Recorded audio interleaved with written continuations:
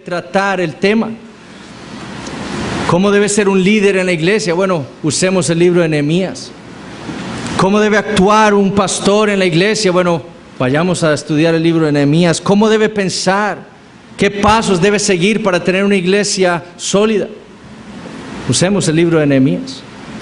El problema con esto es que el libro de Nehemías no fue escrito con ese propósito primordial. El libro de Nehemías fue escrito para mostrarnos lo que Dios ha hecho por nosotros, su iglesia, en Cristo Jesús, como el resto de las Escrituras. Fue escrito para mostrarnos la fidelidad de Dios a su pacto con su pueblo para su gloria. Y esa fue la razón por la cual escogí estudiar este libro hace más de un año. Porque en el momento en el que se encuentra esta iglesia, este tema es sumamente relevante. Y lo vemos por lo que Dios está haciendo en medio nuestro. El libro de Nehemías abre con el pueblo de Israel en cautiverio. Por causa de sus pecados, por haber violado el pacto antiguo que hicieron con Dios en el monte Sinaí. Dios los había castigado. Y los había llevado con sus enemigos, había traído a sus enemigos a Israel, a Jerusalén, y los había destruido. Y había tomado a todo el pueblo de Israel y lo había llevado lejos, a tierras lejanas, a tierras paganas. Allí vivían bajo el dominio no de un rey entre los suyos, sino bajo el dominio de reyes paganos, reyes impíos, como esclavos, sufriendo las miserias de haber sido conquistados. Y los pocos que habían quedado en Jerusalén, y en la gran mayoría, que eran pobres,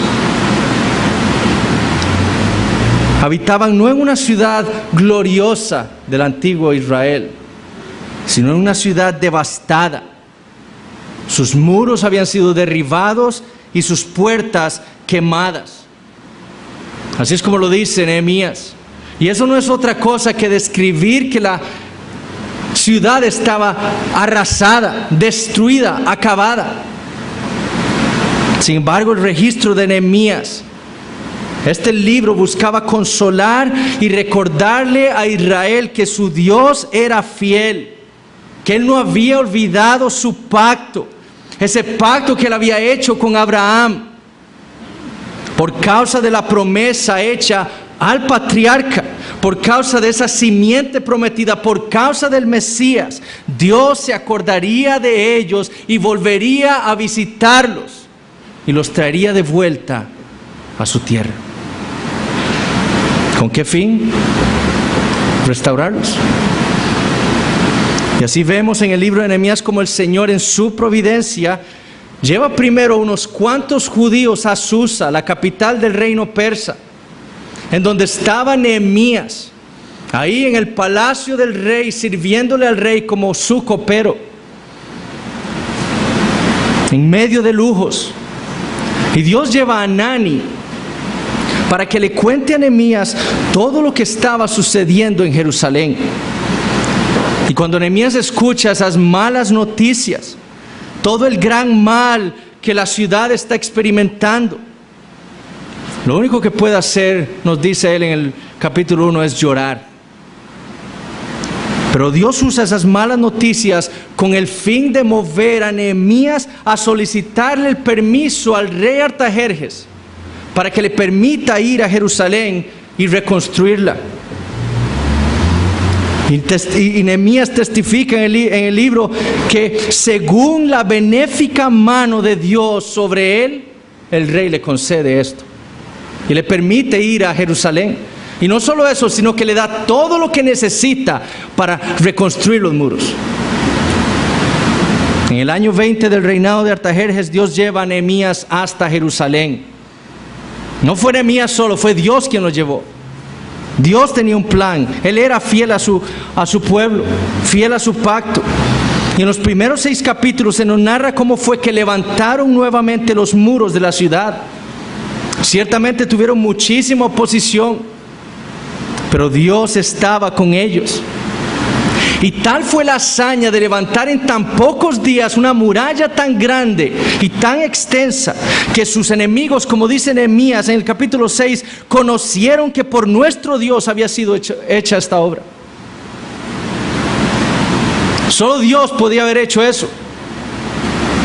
Pero la fidelidad de Dios no se acabó allí. Porque el pueblo no solo estaba devastado físicamente, sino que estaba devastado espiritualmente. En el capítulo 8 vemos cómo Dios en su misericordia le recuerda a Israel su palabra por medio del sacerdote Esdras. Dios mueve a todo el pueblo como un hombre y van a los líderes de Israel y le dicen: léanos la palabra de Dios, explíquenosla, predíquemela. Tanto él como los levitas empezaron a enseñar la palabra de Dios al pueblo. Y el Señor por este medio trae un avivamiento de Israel. Estos cautivos, como sus padres, estaban andando como el mundo. Israel era indistinguible del mundo pagano. Los pensamientos, los deseos, las metas, los ídolos del mundo eran los ídolos de Israel. Ese era su gran pecado. Ellos habían desechado la ley de Dios y así habían desechado a Dios. Pero en su providencia Dios lleva a todo el pueblo a que escuche su palabra con el fin de confrontarlos. Miren todo lo que ustedes han hecho en contra mía, y traer así en medio de ellos arrepentimiento y un ardiente deseo de separarse del mundo. Dios estaba restaurando espiritualmente a Israel, y eso es lo que leemos en los capítulos 9 y 10. Ellos han jurado y protestado que no andarían como las naciones del mundo, sino que andarían según la voluntad de Dios, como lo había dicho Moisés, dice el pueblo. Y así es como llegamos a nuestro estudio en el capítulo 11 de Nehemías. Y será hoy en los primeros 2 versículos que pasaremos nuestro tiempo en esta noche. Y Nehemías continúa en su registro escribiendo lo siguiente. Nehemías 11 versículos 1 y 2. Habitaron los jefes del pueblo en Jerusalén, mas el resto del pueblo echó suertes para traer 1 de cada 10 para que morasen en Jerusalén, ciudad santa, y las otras 9 partes en las otras ciudades. Y bendijo el pueblo a todos los varones que voluntariamente se ofrecieron para morar en Jerusalén. Mi propósito en esta noche con este sermón es que nosotros entendamos el significado de lo que Dios está haciendo en Jerusalén en tiempos de Nehemías. Porque es importante que nosotros entendamos lo que Dios está haciendo aquí en medio nuestro. El mensaje lo dividiré en 2 puntos. Primero, el significado de la Jerusalén terrenal, con un subpunto ahí que será qué era lo que se esperaba de parte del pueblo de Israel, entendiendo lo que Jerusalén significaba. El segundo punto será entonces entender el significado de la Jerusalén espiritual y qué es lo que se espera de parte del pueblo de Dios. Veamos entonces primero el significado de la Jerusalén terrenal. Por medio de Nehemías entonces Dios ha restaurado los muros de una ciudad devastada, ha restablecido la identidad de su pueblo. Le he dicho: ustedes son mi pueblo, aquí tienen mi ley. Ha traído de vuelta la enseñanza de su palabra en el capítulo 8. Se ha celebrado nuevamente una fiesta que había sido olvidada por siglos en Israel, la fiesta de los tabernáculos, de nuevo también en el capítulo 8. Ha traído arrepentimiento y un recordatorio de su misericordia para con ellos, capítulo 9 y 10. Y ha movido al pueblo en el capítulo 10 a comprometerse con Dios, con su palabra. Y ahora en los capítulos 11 y 12 lleva a Israel a repoblar la ciudad de Jerusalén. El problema que vio Nehemías lo leemos en el capítulo 7, versículo 4. Dice, porque la ciudad era espaciosa, Jerusalén era espaciosa y grande, pero poco pueblo dentro de ella y no había casas reedificadas. Si el pueblo de Dios iba a ser restaurado, entonces Jerusalén como ciudad debía ser restaurada también. Y su restauración dependía de ser repoblada. ¿Cómo iba a ser restaurada Jerusalén si no había gente que la habitara?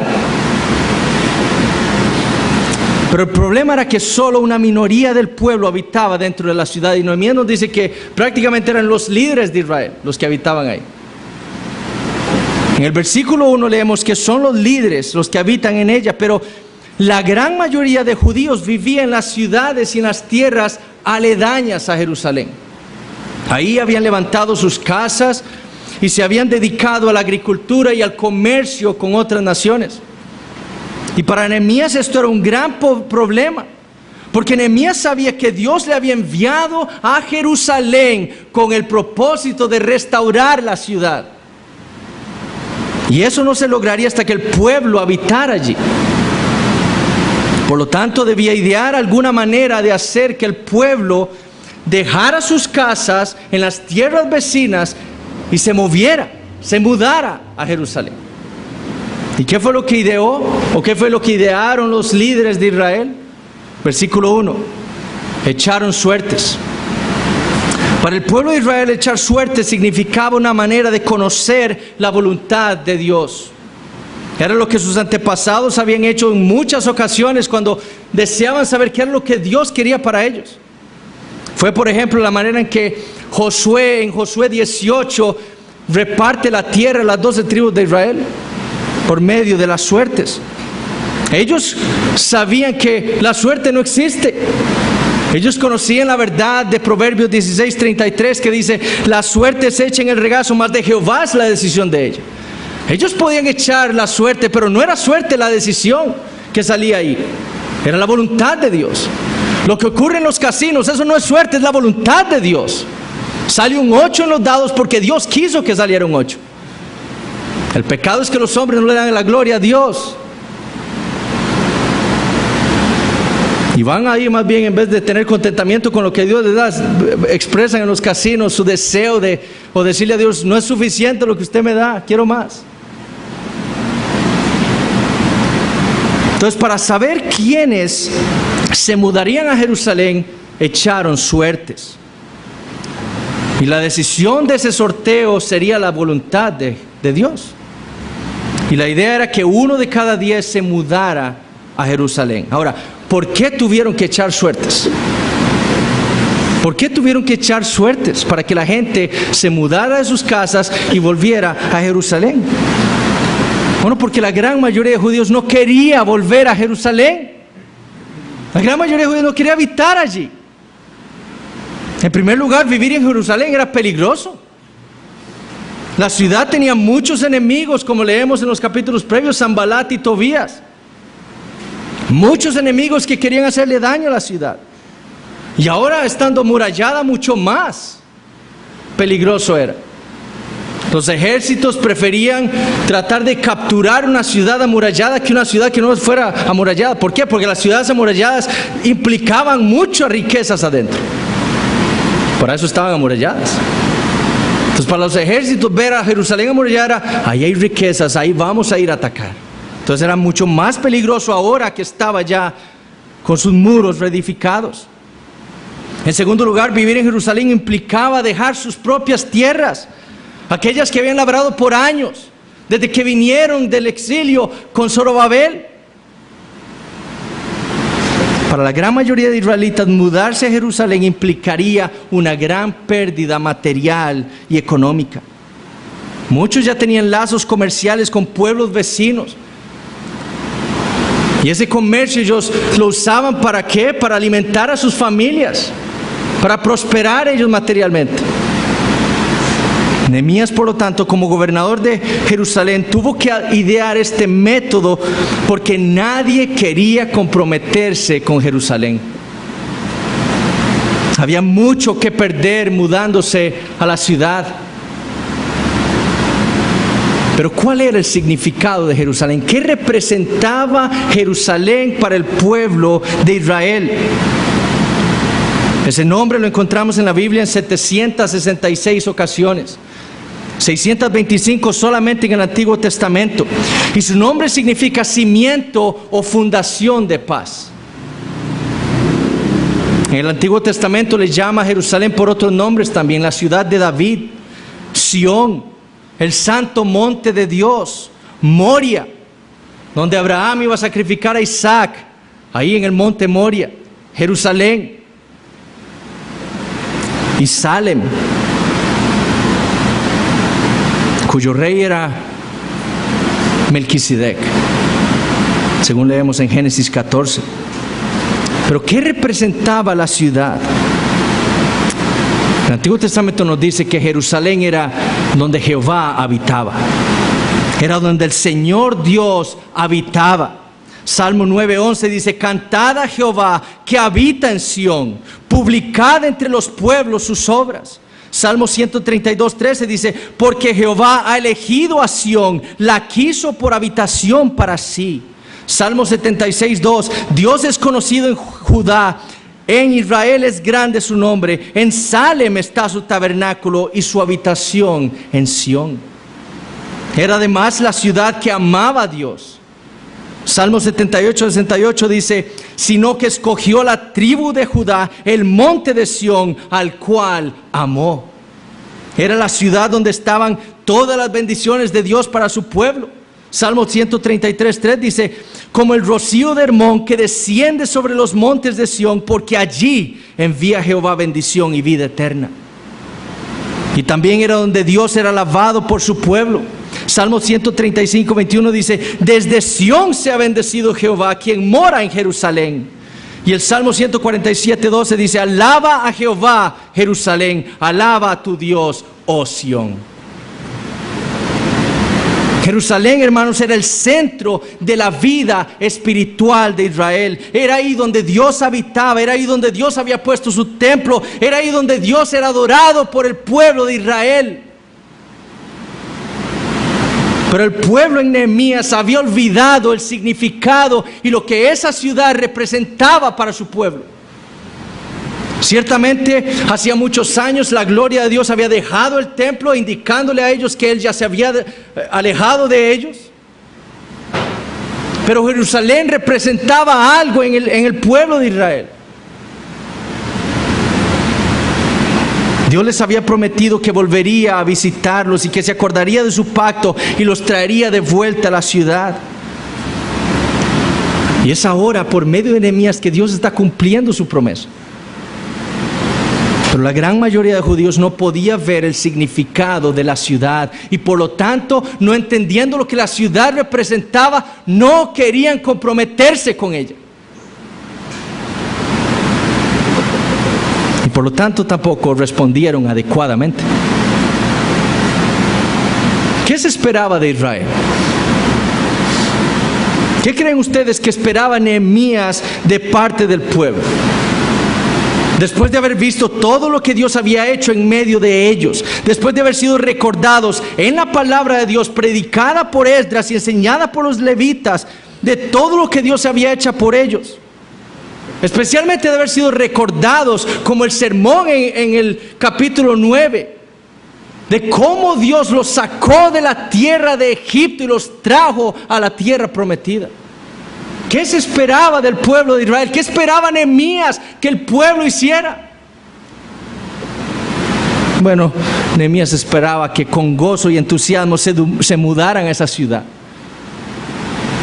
A esa ciudad la cual Dios había habitado y en la cual Dios era adorado por su pueblo y en la cual Él había puesto su nombre ahí. Y la cual Dios estaba restaurando ahora. Nehemías esperaba que con gozo se unieran y se mudaran a Jerusalén. ¿Para qué? Para que le sirvieran a Dios para la edificación de su pueblo, para la gloria de Dios. La ironía, hermanos, de todo esto, que el pueblo de Israel reconocía a Jerusalén, como dice en el versículo 1, la ciudad santa. Eso es lo irónico. El pueblo reconoce a Jerusalén como la ciudad santa, aquella ciudad que había sido apartada por Dios para poner sobre ella su nombre, pero nadie quiere habitar ahí. Nadie. Todo el mundo prefiere lo suyo que habitar en la ciudad de Dios. Cuando Nehemías dijo, necesitamos repoblar la ciudad, ¿quién se ofrece? Lo único que escuchó fue silencio. Nadie quería mudarse. Y eso fue lo que obligó a Nehemías a echar suertes. Nadie quiere, bueno, entonces vamos a echar suertes y 1 de cada 10 vendrá a habitar aquí.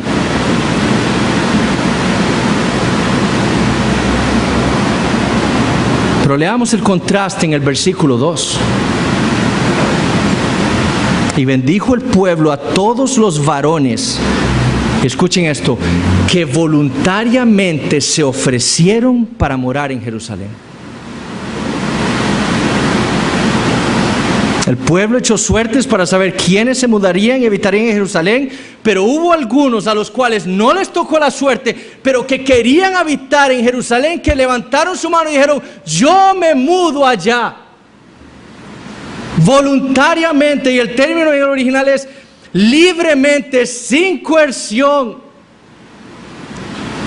espontáneamente, dijeron, yo voy. A mí no me tocó la suerte, pero yo voy allá. A ellos fueron los que el pueblo bendijo. En el original, ese término que ahí tenemos de bendijo el pueblo, significa los alabó, los exaltó, habló excelencias de ellos. ¿Y por qué hizo el pueblo esto? Porque lo hicieron voluntariamente. No fue por suertes, sino porque ellos entendían lo que la ciudad verdaderamente representaba y entonces dijeron, yo quiero ir ahí, yo quiero vivir ahí. Estos hombres y por lo tanto sus familias se ofrecieron espontáneamente, libremente, con abundancia de corazón, llenos de gozo. Y lo hicieron porque habían entendido el significado que tenía esa ciudad para el pueblo de Dios.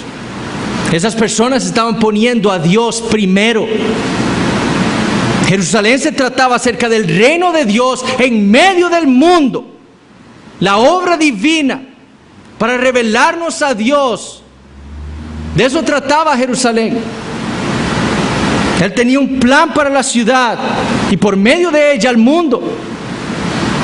Y ellos comprendieron esto y se comprometieron con el Señor, pusieron la voluntad de Dios por encima de sus deseos, pusieron la voluntad de Dios por encima de sus vidas, para entregarse a Dios.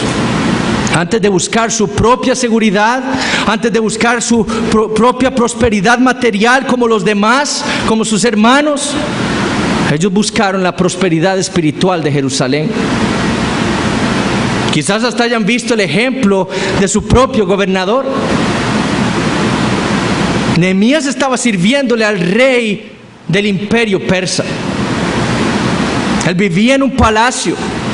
Él tenía siempre comida, comía banquetes todos los días, tenía ropa cara que vestir, vivía rodeado de lujos. Estaba donde el resto del mundo quería estar. Pero Nehemías entendió lo que Dios quería de él y se mudó a Jerusalén y se entregó voluntariamente a la ciudad para servirle a Dios, sirviéndole a sus hermanos. Para el mundo Jerusalén era una ciudad sin atractivo, pero para Nehemías, así como para estos varones del versículo 2, era la ciudad de Dios. Ahí entonces querían estar. Ellos habían entendido la misericordia de Dios hacia ellos y no pudieron hacer otra cosa que no fuera ir y habitar la ciudad de Dios. Ofrecerse voluntariamente al plan divino. Y evidenciaron así el sentimiento del salmista en el Salmo 137, 5 y 6, que dice: si me olvidare de ti, oh Jerusalén, pierda mi diestra su destreza, mi lengua se pegue a mi paladar, si de ti no me acordare, si no enalteciera a Jerusalén como preferente asunto de mi alegría. Si Jerusalén era la ciudad que Dios quería restaurar, si ese era el lugar que Dios había bendecido, si esa era la tierra en la que Dios había puesto su nombre y su amor, ellos querían estar allí sirviéndole a Él. Y por eso es que todo el pueblo alaba a estos hombres, por poner ellos a Dios primero antes que sus vidas. Ahora, ¿qué significado tiene esto para nosotros en el ámbito espiritual? Porque esta es la pregunta para todo estudiante de las Escrituras. ¿Cómo debemos interpretar todo esto que ocurrió en medio de Israel en los tiempos de Nehemías? ¿Qué relevancia tiene para nosotros la iglesia? Bueno, para ello debemos ir y estudiar el Nuevo Testamento. ¿Qué fue lo que el Señor Jesús enseñó al respecto? ¿Cómo fue que Él entendió todo lo que le había sucedido a Israel? ¿Y cómo fue que lo enseñó a sus discípulos? ¿Y cómo fue que los apóstoles entonces lo enseñaron a la iglesia primitiva y lo dejaron registrado en la Escritura? Hace 2 años, cuando enseñé la clase dominical sobre bibliología, una de las cosas que enfaticé fue la relación entre el Antiguo y el Nuevo Testamento. Y yo les dije esto: el Nuevo Testamento está contenido en el Antiguo Testamento, y el Antiguo Testamento es explicado en el Nuevo. Si queremos saber el significado de los sacrificios que hacía Israel, entonces ¿qué debemos hacer? Ir al Nuevo Testamento para ver cómo entendían esas cosas, a la luz de la enseñanza del Nuevo Testamento. ¿Por qué? Porque eso fue lo que hicieron los apóstoles. Cuando ellos quisieron saber qué significa todo esto que tenemos en el Antiguo Testamento, ¿a dónde fueron? A Cristo y a sus enseñanzas sobre su persona y su obra, y los registraron en el Nuevo Testamento. Todo esto que le sucedió a Israel, le sucedió en la historia humana. Esto fue real, pero le sucedió a modo de enseñanza e ilustración de lo que Dios hizo a nivel espiritual por nosotros, la iglesia. ¿Cómo lo sabemos? Bueno, porque así fue como lo entendieron los autores del Nuevo Testamento. Durante el primer siglo llegaron a la iglesia en Galacia unos falsos maestros enseñándole a estos hermanos allí que el pueblo de Dios era el Israel físico, el Israel terrenal, y que por lo tanto, si los creyentes en Galacia querían estar bien con Dios, ellos debían ser parte del pueblo de Israel físico, y por lo tanto debían cumplir las leyes que el pueblo de Israel tenía, entre ellas circuncidarse, no comer cerdo. Pero eso no es lo que nosotros hacemos, ¿cierto? Y después de que Pablo había predicado el Evangelio en Galacia y que estos hermanos habían creído el Evangelio, el apóstol se da cuenta que la iglesia, o por lo menos gran parte de ella, están escuchando y prestando atención a las falsas enseñanzas de estos hombres. Y con urgencia se siente escribirles una amonestación. Y es la carta que tenemos nosotros a los Gálatas. Y les dice: ustedes creen, después de que yo les enseñé el Evangelio de Cristo, que el Israel terrenal es el pueblo de Dios. Eso es lo que ustedes están creyendo. Y les acusa de estar escuchando a aquellos que están pervirtiendo el Evangelio de Cristo. Y en el capítulo 4 procede a enseñarles la realidad sobre el Israel terrenal y la realidad sobre la iglesia. Y escuchen lo que el apóstol Pablo le dice en Gálatas 4, empezando en el versículo 21. Decidme, los que queréis estar bajo la ley, ¿no habéis oído la ley? Porque está escrito que Abraham tuvo 2 hijos, uno de la esclava, el otro de la libre. Pero el de la esclava nació según la carne, mas el de la libre por la promesa. lo cual es una alegoría, una ilustración, una representación. Pues estas mujeres son los dos pactos. El uno proviene del monte Sinaí, el cual da hijos para esclavitud. Este es Agar. Porque Agar es el monte Sinaí en Arabia y corresponde a la Jerusalén actual. Pues esta, junto con sus hijos, está en esclavitud. Mas la Jerusalén de arriba, la cual es madre de todos nosotros, es libre. Porque está escrito: regocíjate, oh estéril, tú que no das a luz. Prorrumpe en júbilo y clama, tú que no tienes dolores de parto. Porque más son los hijos de la desolada que de la que tiene marido. Así que, hermanos, nosotros como Isaac somos hijos de la promesa. Pero como entonces el que había nacido según la carne perseguía al que había nacido según el Espíritu, así también ahora. Mas, ¿qué dice la Escritura? Echa fuera a la esclava y a su hijo, porque no heredará el hijo de la esclava con el hijo de la libre. De manera, hermanos, que no somos hijos de la esclava, sino de la libre. ¿Escucharon eso? Para Pablo, la Jerusalén terrenal, la Jerusalén física, no era otra que Agar, el monte Sinaí, condenación, muerte. Para nosotros eso nos suena sorprendente, pero pónganse en los zapatos de un judío. Ese Jerusalén que estaban enseñándole a ellos que ellos debían pertenecer, que era el verdadero pueblo de Dios, que era la verdadera ciudad santa de Jehová, Pablo les está diciendo: no, esa es la hija de Agar. Provienen de Ismael. Son como los árabes. Para un judío eso era un insulto.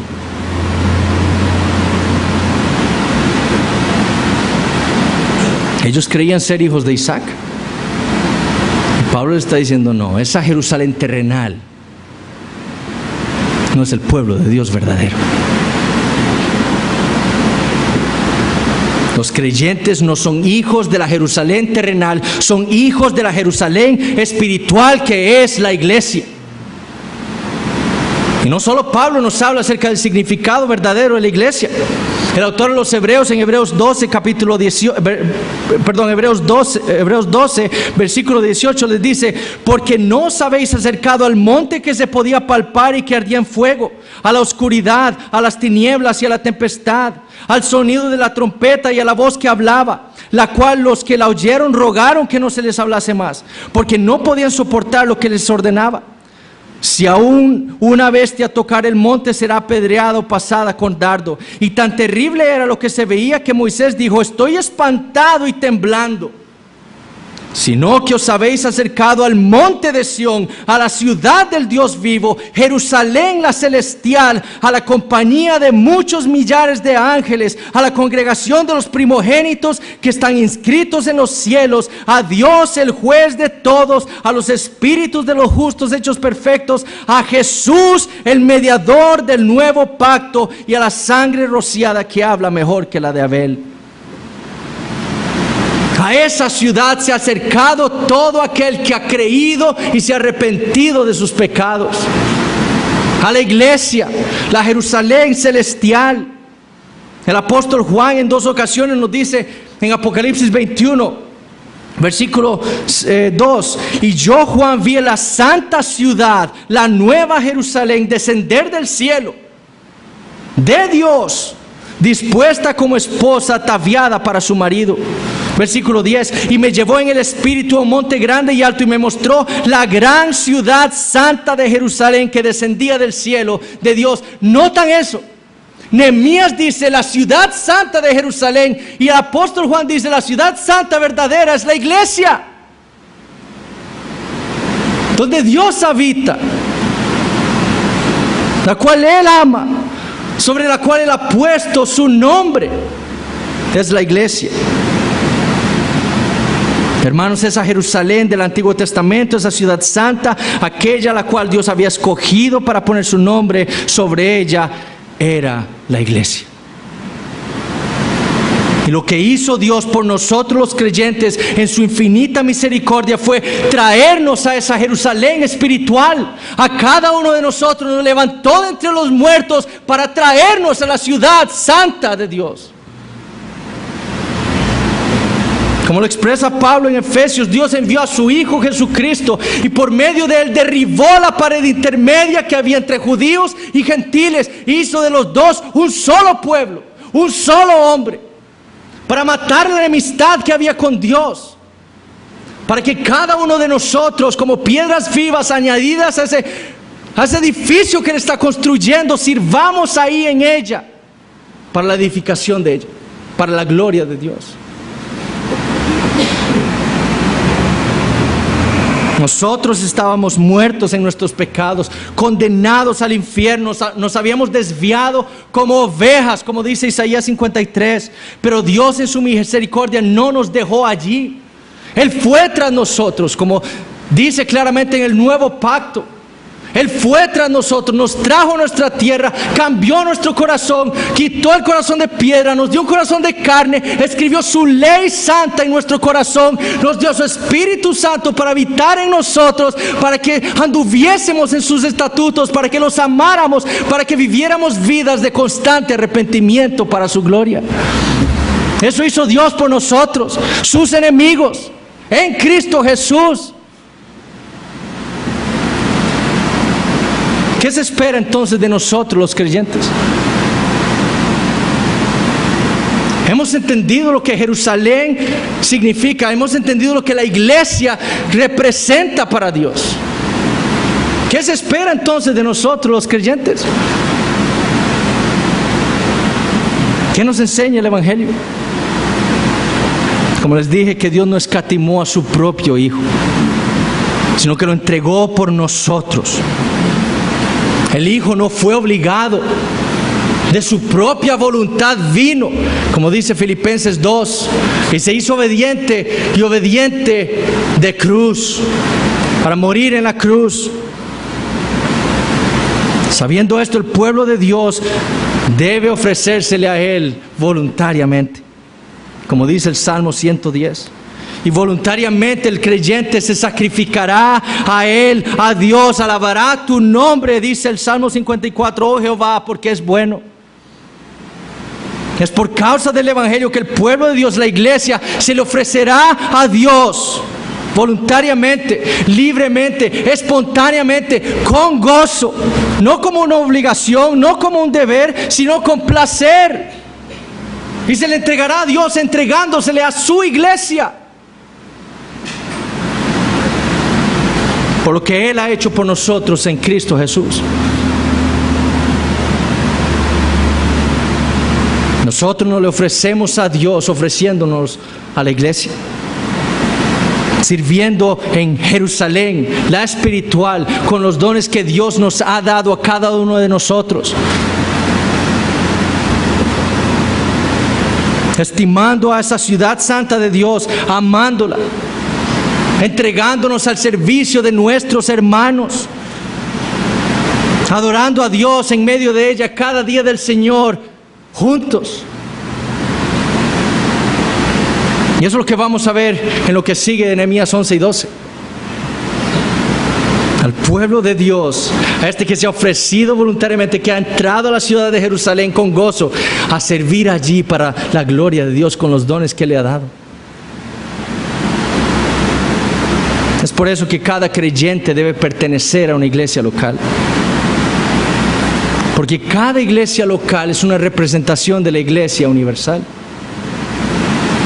Todo aquel cuyo nombre está escrito en el libro de la vida se comprometerá libremente con una iglesia local, porque así demuestra estar comprometido con la iglesia universal y con Cristo su Señor. Nadie puede decir ser un verdadero creyente si no está comprometido con un grupo de creyentes en una localidad en el mundo. Decir ser creyente y no estar comprometido con una iglesia local es un signo, según el Nuevo Testamento, de apostasía. Decir ser creyente y no estar comprometido con una iglesia local, según el Nuevo Testamento, es un signo de apostasía a la fe. Pero hoy en día hay muchos que se dicen cristianos y, como los judíos en los tiempos de Nehemías, querían pertenecer a Israel sin comprometerse con Jerusalén. Muchos quieren decir ser cristianos y ser identificados con el cristianismo y no quieren comprometerse con la iglesia.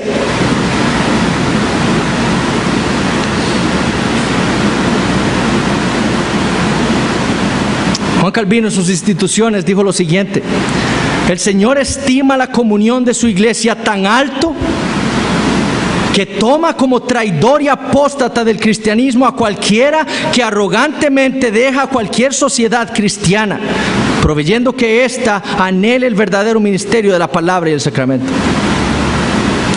Si un creyente sale de una iglesia que es sana, que predica la palabra de Dios, que practica los sacramentos como la Biblia lo dice, y se va, Dios lo cataloga, según Calvino, como un traidor y un apóstata. El cristiano puede salir de una iglesia falsa, pero el que sale de una iglesia sana y se aleja, muestra algo muy peligroso en su vida. Wayne Mack, en su libro Vida en la Casa del Padre, dijo: por lo tanto, Dios espera y hasta demanda un compromiso a la iglesia de todos los que profesan conocerle. Y esto es un llamado a todos los que no son miembros de esta iglesia, para que sean diligentes en serlo.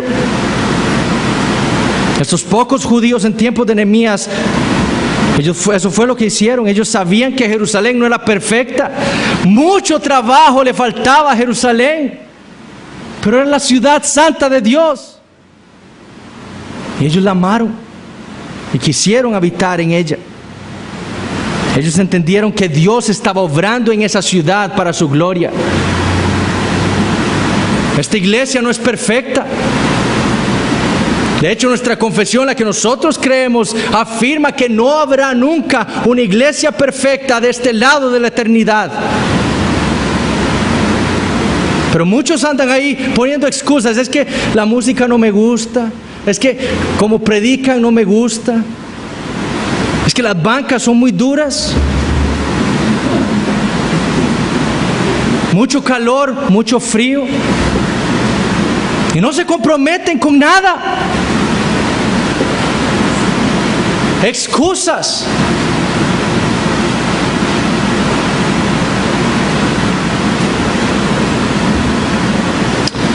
Spurgeon dice que muy pronto, cuando él fue convertido por Dios, él entendió que debía pertenecer a una iglesia. Y él dice que él iba donde el pastor de la iglesia y a pedir una cita para solicitar membresía, y el pastor le decía: sí, venga dentro de 2 días. Y volvía y le decía: no, venga dentro de 1 semana. Y así pasaba mucho tiempo, que Spurgeon dice: si él no me daba una cita inmediata, yo iba a ir a la iglesia, iba a reunirlos a todos e iba a decirles que yo solicito ser miembro de la iglesia. Así era el entendimiento de Spurgeon sobre la necesidad de todo creyente de pertenecer y comprometerse a una iglesia local. Y si esta no es la iglesia a la cual usted desea pertenecer, pues busque una. Busque una y comprométase con esos hermanos y sirva en esa iglesia. Pero deje de andar de iglesia en iglesia sin compromisos. Comprométase con el Señor. Comprométase con la iglesia. Sus vidas están en peligro si siguen jugando ese jueguito. Pero además, este pasaje en Nehemías nos enseña a los miembros de esta iglesia sobre la actitud correcta hacia esta iglesia local. Y ahora le voy a hablar a los miembros de la iglesia. Nosotros estamos aquí para servirle a Dios. ¿Cómo? Sirviéndole a nuestros hermanos. ¿Cómo? Con los dones que Él nos ha dado a cada uno de nosotros. A uno nos ha dado un don, a otros muchos. Pero todos nosotros tenemos un don con el cual Dios quiere que le sirvamos a la iglesia para su edificación, para la gloria de Cristo, nuestra cabeza. Esa actitud de espectadores no es digna de un creyente. No es digna de alguien que ha entendido y que dice haber entendido el Evangelio de Dios. Y sin embargo es la actitud de algunos, no solo en esta iglesia, sino en otras, que tratan la iglesia como si fuera un restaurante. El mundo nos ha engañado tanto que creemos que la iglesia existe para servirnos a nosotros.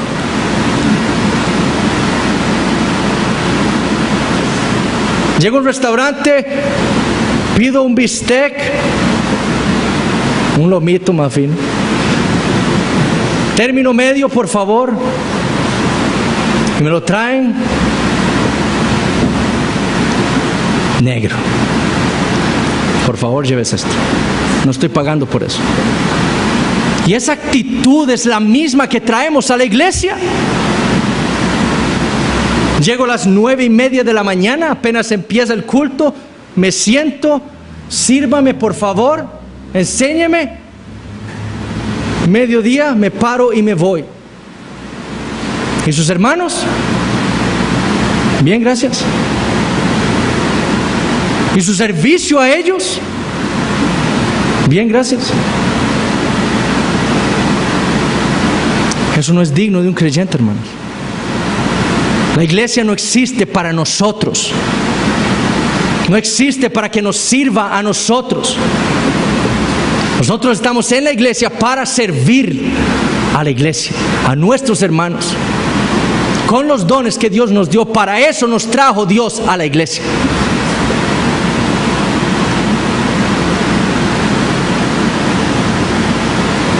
Como los judíos de Nehemías, que prefieren quedarse en sus casas, en sus tierras, trabajando, labrando su tierra, comerciando con otros pueblos, pensando en yo. Así muchos viven el cristianismo. Pero hermanos, gloria a Dios, porque no todos son así.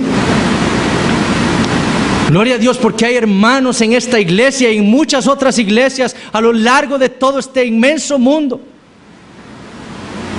que son como los judíos del versículo 2, que quieren pertenecer a una iglesia, que quieren comprometerse con Cristo, comprometiéndose con unos hermanos en la fe, en una localidad específica del mundo, para servirles a ellos, para que la iglesia sea edificada, para que Dios sea glorificado ahí. Y lo vemos todos los días. ¿Cuántos domingos tenemos de estar escuchando testimonios de hermanos que quieren pertenecer a esta iglesia y servir aquí? Gloria a Dios por eso.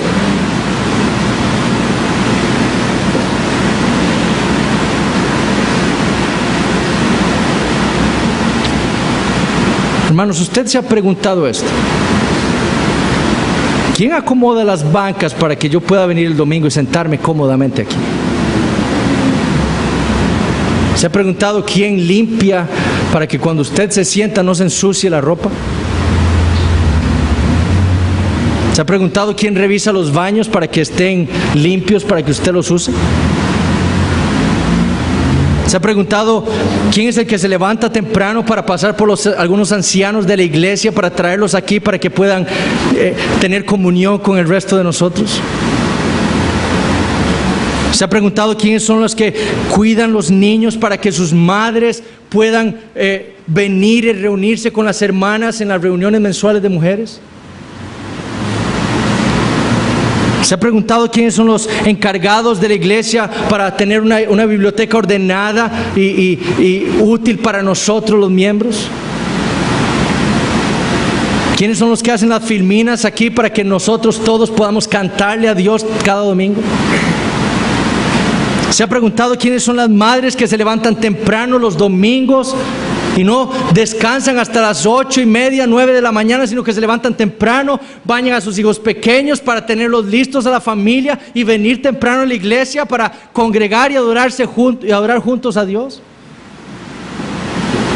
¿Se ha preguntado quiénes son los que se quedan a limpiar la iglesia después de las cenas que tenemos aquí en ocasiones? ¿Se ha preguntado quiénes son las hermanas que le dan de comer a los pastores todos los lunes cuando se quedan en las reuniones de 6:30, 9 de la noche?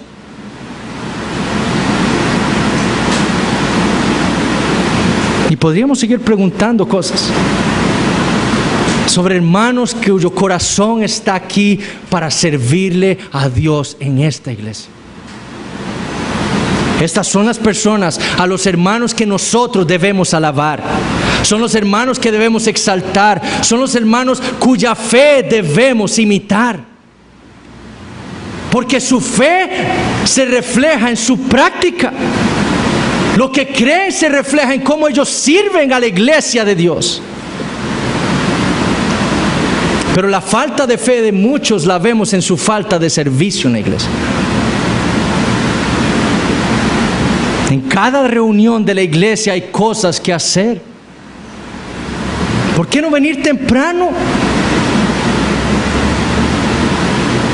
Y ver qué cosas hay que hacer, en qué más puedo ayudar, qué hermano puedo sentarme a conversar y conocerlo más, conocer algún problema para orar por él.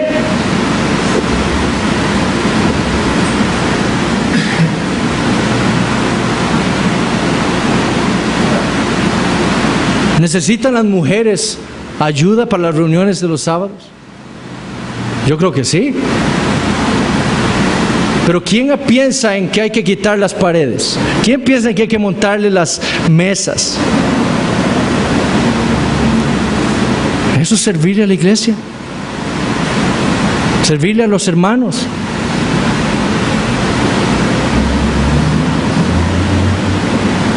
El registro en Nehemías 11:2 es el de hombres y mujeres que querían parecerse a Cristo antes de que Cristo viniera. Jesús es el ejemplo de uno que dejó todo por venir aquí a un mundo devastado, a un mundo en tinieblas, para servirle a su pueblo, para hacer la voluntad de Dios, porque él sabía que Dios había puesto su amor sobre la iglesia. Y él vino y se entregó a sí mismo por ella. Ser un discípulo de Jesús es imitar ese ejemplo, poniéndolo a él primero y poniendo entonces a su esposa primero. No me diga que usted me ama a mí y odia a mi esposa. Y muchos tratan así a Cristo. Yo te amo, Señor, pero no quiero nada con tu esposa, la iglesia.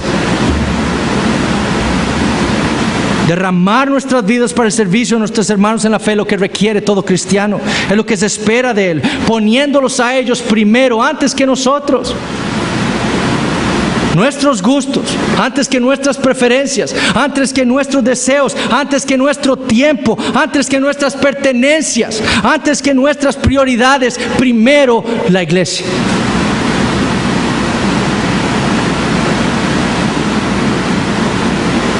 Y estos testimonios que hemos escuchado hoy son el ejemplo de eso. Hermanos que quieren comprometerse con la iglesia porque han entendido lo que significa. Y no quiero ir más allá, pero me gustaría alegorizar el testimonio de la hermana María Elena. Así estábamos nosotros, postrados como ella en una cama, muertos espiritualmente. Y Dios por su Espíritu Santo nos dio vida, nos levantó de la muerte, nos resucitó. Y como la hermana nos trajo a la iglesia y nos expuso a su palabra y nos alimentó por ella. Y nos llevó ¿a qué? A desear comprometernos con ella.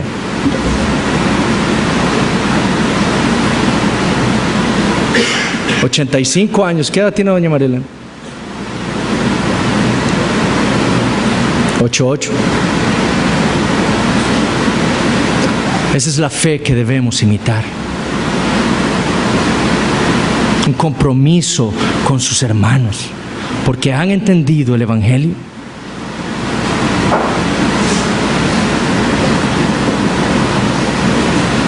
Hermanos, debemos dar gracias a Dios por lo que Él está haciendo aquí. ¿Ustedes pueden ver la mano de Dios aquí? ¿Pueden ver que Dios está obrando en medio nuestro? Que Dios está edificando no solo numéricamente, sino espiritualmente esta iglesia. Comprométase con Él. Comprométase con el plan divino para nosotros. Únase a esta iglesia. Si no nosotros a otra, pero únase a una iglesia local. Y si usted es un miembro, entonces ame a esta iglesia y sírvale con gozo. Como para el Señor, imite al Señor, imite la fe de aquellos que viven así.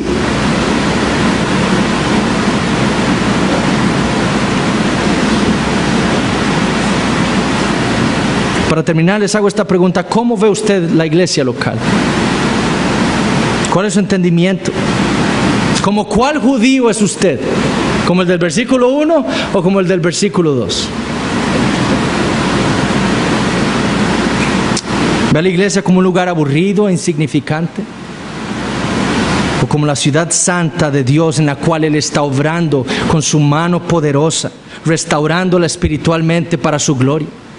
¿Cómo la ve usted? Porque Nehemías 11 y 12 nos van a dejar el ejemplo de cómo es que un creyente debe vivir en la iglesia y cómo debe ver y entenderla.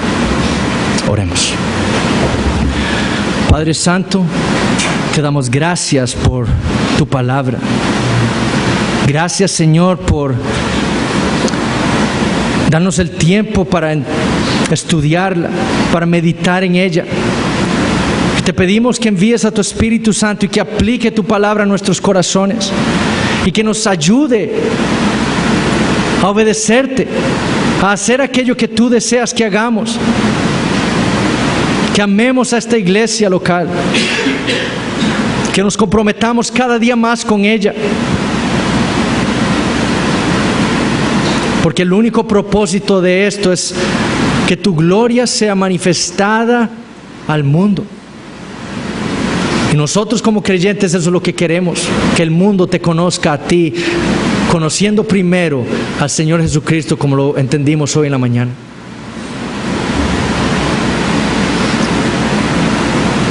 Que tú, Señor, obres en cada uno de nosotros para tu gloria. En el nombre de Jesús oramos. Amén.